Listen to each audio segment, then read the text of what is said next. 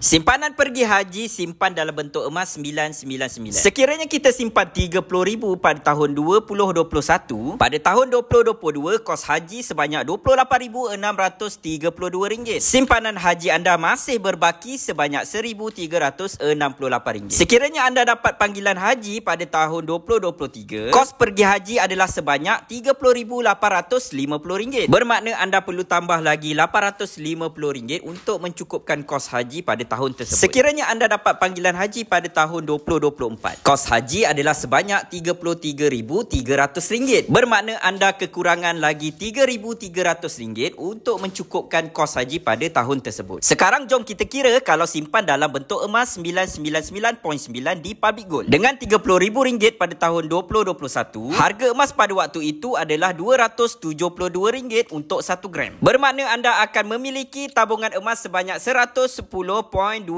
gram. Sekiranya anda mendapat panggilan haji pada tahun 2022 dengan kos haji sebanyak RM28,632, harga buyback, harga jualan emas semula adalah sebanyak RM219.31 untuk 1 gram. Bermakna kita perlukan 130.6 gram. Jadi kita kekurangan lagi RM4,454 kerana simpanan emas kita tidak mencukupi lagi 20.31 gram. Sekiranya kita mendapat panggilan haji pada tahun 2023 dengan kos haji sebanyak RM30,850 dan harga buyback jual balik emas pada waktu itu adalah sebanyak RM287.56. Bermakna kita hanya perlu jual sebanyak 107.3 gram emas sahaja. Dan kita akan ada lebihan simpanan sebanyak 2.99 gram sekitar RM859. Sekiranya kita mendapat panggilan haji pada tahun 2024, kos haji pada tahun itu adalah sebanyak RM33,300. Harga buyback jual balik emas pada waktu tersebut adalah RM351.26. Bermakna kita hanya perlu menjual simpanan emas kita sebanyak 94.8 gram emas sahaja. Dan kita akan ada lebihan simpanan sebanyak 15.49